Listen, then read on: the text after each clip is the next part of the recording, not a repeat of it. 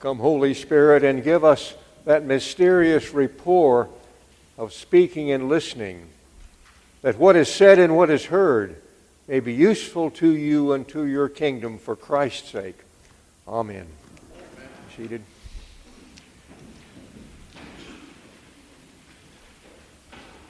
From time to time, people remind me that my preaching can be a little obscure. You heard it.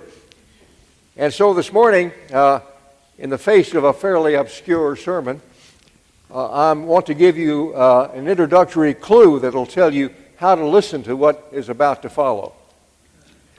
This is a sermon that tries to relate what nature is showing around us in terms of autumn, and what the gospel is trying to say not only for this Sunday, but for the following 3 Sundays, which are often called last things. And so you've had your chance for a clue. Here comes the mystery. I'm a person who's very fond of trees, big trees. And in my life, I've owned 3 homes, and in each home, one in San Jose, one in Spokane, Washington, and one in Cupertino, I have planted trees, big trees. In fact, the trees that I planted in Cupertino are so big they're overpowering, and I have to pay an arborist every year to come and help me out just to keep things contained. The tree that I enjoy the most here is a tree which is called a scarlet oak, and I planted it probably 41 years ago in a little box, and now it's about 2 stories high, and it doesn't seem to want to quit.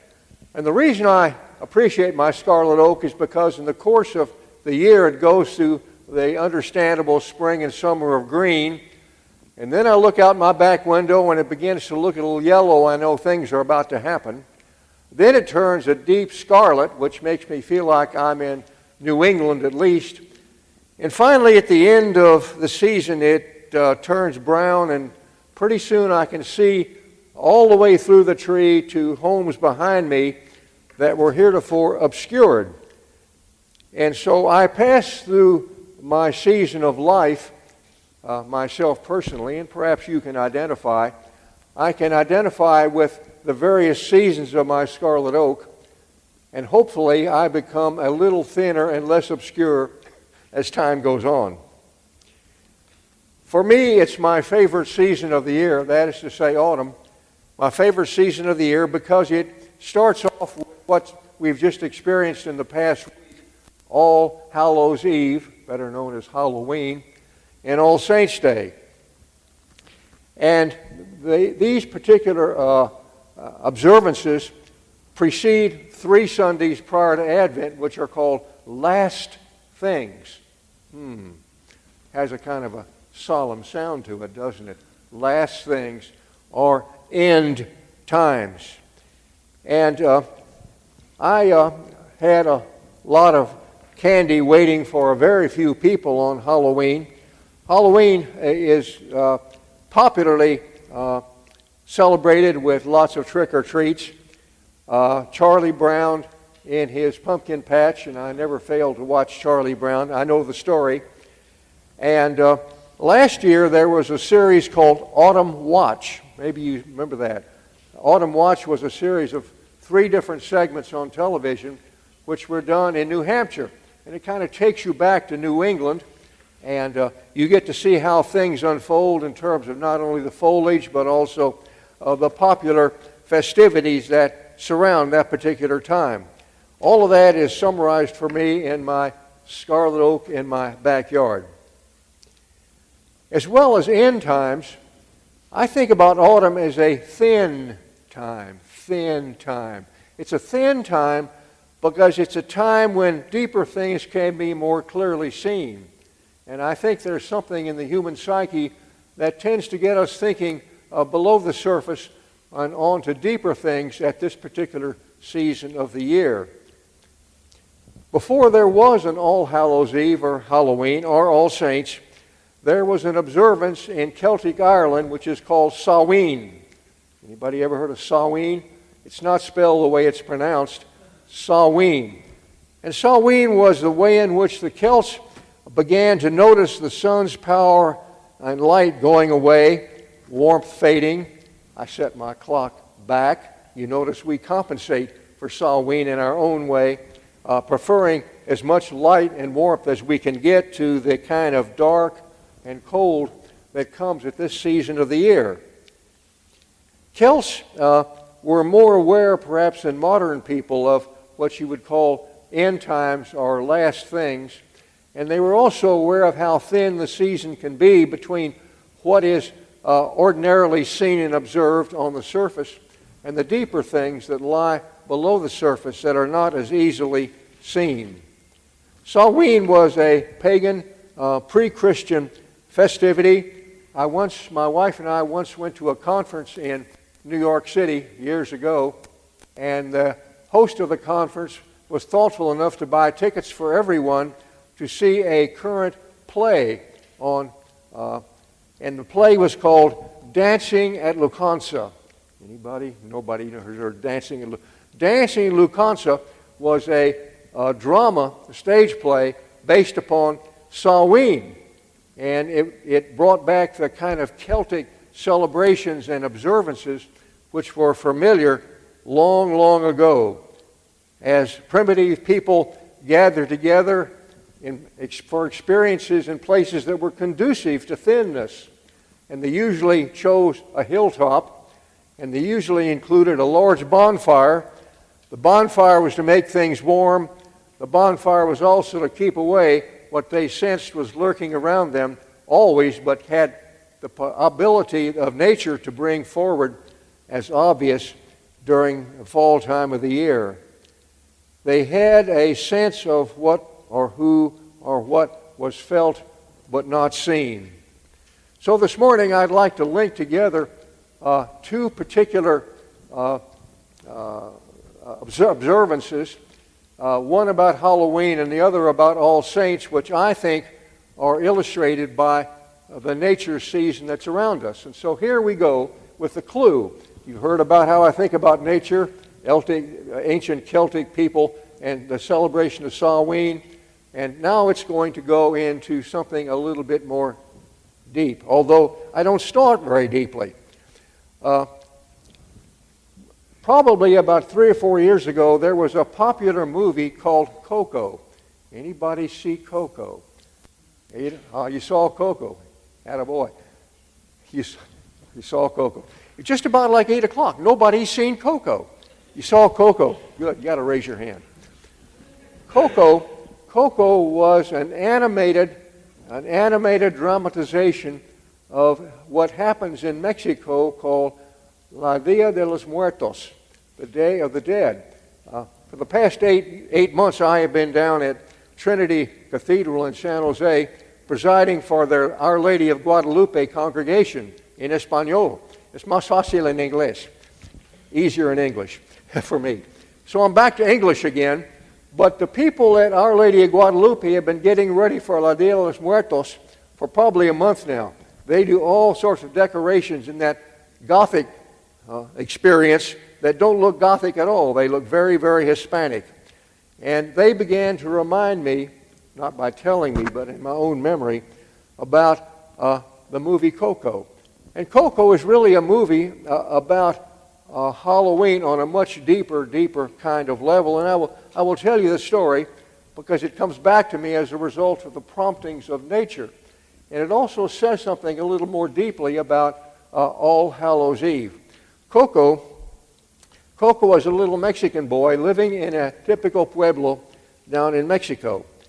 And his family are cobblers. He has uncles and brothers and sisters and everybody, and his mother, who is a cobbler. And Coco has his own old beaten-up guitar. And he has a memory about a picture of a guitar player, a famous Mexican guitar player. And in Mexico, guitar players are usually heroes of one kind or another. And he decides he's going to be a guitar-playing hero as he grows up. But his family is totally against that. And they do everything to hide his guitar and end his aspirations because unknown to him, the hero was a villain in the family. At any rate, Coco celebrates La Dia de los Muertos And then he goes to sleep, and he has a dream about el lugar de los muertos, the place of the dead. He goes from dreaming about the celebration to actually, in his dream, entering heaven, I guess you would call. And it's really, if you haven't seen Coco, it's something you really ought to think about, because it's a wonderful dramatization of a Mexican view of what heaven is like. And in his dream, and the dream that Daniel has kind of reminds me about the way dreams can be disturbing. In this dream, Coco enters into the place of the dead and begins to meet all kinds of people who were his relatives and other people that were not relatives. And finally, he actually meets the deceased guitar-playing film hero. And the film hero begins to encourage Coco about his aspirations that his family is dead set against for familiar reasons. At any rate, it's a wonderful scene, and finally he wakes up and he's back in the cobbler's store again, and he locates the picture of the film hero and lets his family know that he's determined to be a guitar-playing film hero. And his old grandmother, an old stooped-over, white-haired Mexican lady, takes his side and convinces the entire family that Coco's going to be different than their experience of the former hero. And so he learns from his experience in his dream, and from All Hallows Eve, he learns that he is going to be able to pursue his dreams, and convinces his family that they should support him. And it's a very interesting way to think about All Hallows Eve and the ways in which some of the fears of All Hallows Eve can actually open us up to things that are deeper and more prevalent in our own personal life and aspirations. And so, Dia de los Muertos for Coco ends up to being a very positive yet thin experience. It's a very thin time for him, and for me illustrates the thinness of the season, if you're willing to engage with that sort of thing and look below the surface of your own life and experience. Now, this is a big shift in my thinking, because I'm going to move from Coco and La Dia de los Muertos and All Hallows Eve, I'm going to move on into All Saints' Day. Now, if there's anything that tends to baffle secular people, it has to do with Christian saints and the tradition of Christian saints.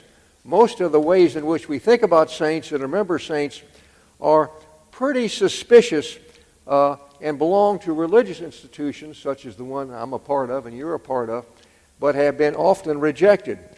I was reminded about this unlikely, and I call him a secular saint, by an issue of the New York Review of Books, which I've been taking since I was started in my ordination many years ago. And this particular review was entitled The Faith of a Hero. The Faith of a Hero. And it's a biography of no less than Dag Hammarskjöld. You've heard of Dag Hammarskjöld? Most of you were alive when Dag Hammarskjöld in the 50s was the Secretary General of the United Nations. Dag Hammarskjöld was killed in an airplane crash on a mission to bring peace to Kenya in Africa, and mysteriously the plane went down. Everyone was killed, including Dag Hammarskjöld. And what I'd like to do is I'd like to quote to you from this particular review, which tells you about somebody who I believe can be a believable saint in our own time. The author begins his review by saying, Hammarskjöld tried in everything he wrote to make the UN the voice for human longing, for unity, equality, peace, and justice. Remember when people were like that? I do. It was Hammarskjöld who said that the UN was working for the harmony in the world of man and women in a way that the forebearers were striving for an echo of the music of the universe. This UN General Assembly secretary had something to do with what he called the music of the universe and the way in which he saw the United Nations seeking to bring harmony, that kind of harmony, to humanity. His mystical inner life served as a lonely man's refuge from the pressures of the office, as well as a wellspring of that serene inner calm that made him so effective in every crisis that he met. He was at once a secular power player and a Christian philosopher. And then the reviewer turns a little more closely to the book about Hammarskjöld called Markings. Markings is a classical work of devotional mysticism in a tradition going back to Blaise Pascal's Pensées. Markings takes the form of a series of dated diary entries that ran from the 20s right up to the eve of his death, written in gnomic, elusive haiku-like forms that strive for effect yet escape pretentiousness because of their devastating candor. Markings reads like a self-scourging reflection of a desert mystic. Imagine that, Secretary General of the United Nations. Then there's a quote in the review which runs like this, and this is a quote from Hammarskjöld's diary. God does not die on the day when we cease to believe in a personal deity, but we die on the day when our lives cease to be illuminated by the steady radiance renewed daily of a wonder, a source of which is beyond all reason. We are illuminated by the stars in the sky. Remarkable man he must have been.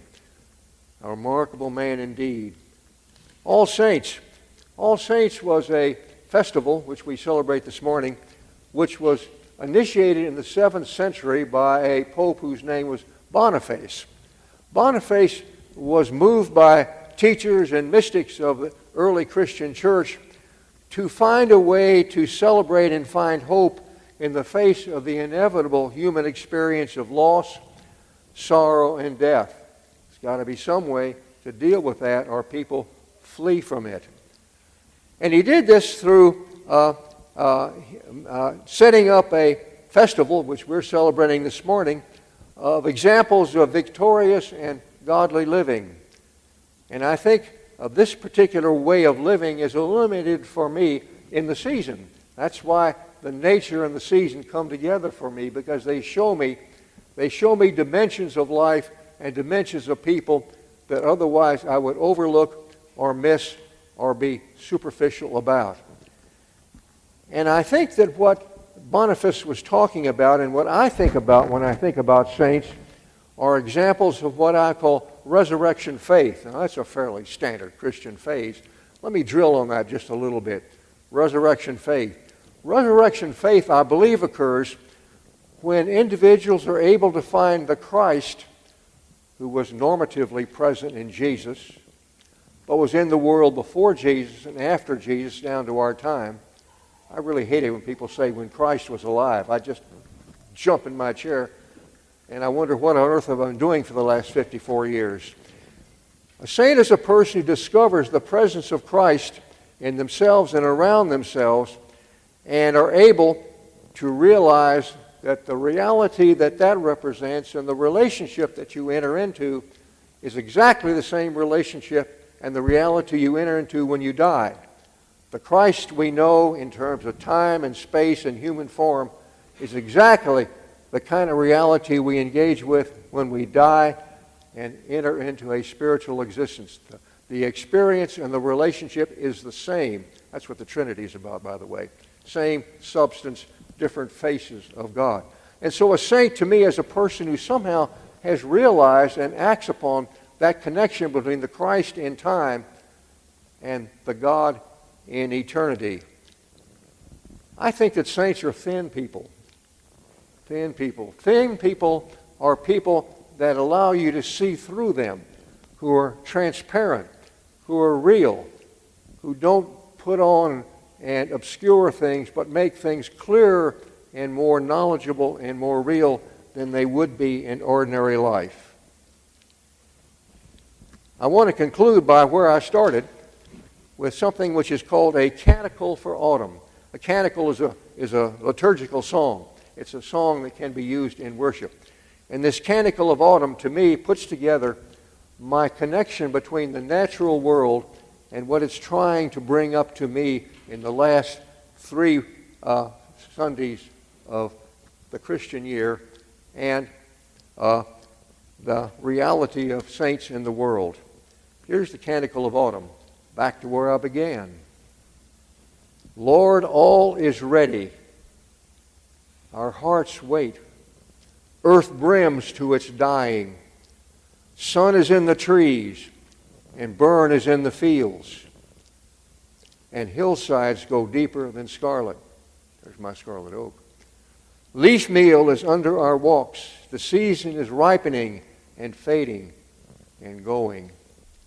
Thou art everywhere, in the full fire and after the full fire, in the flames going and in the embers. All is ready, as the trees are ready for eternity. All is ready to see thee, your heaven, in the dying, the death, and beyond.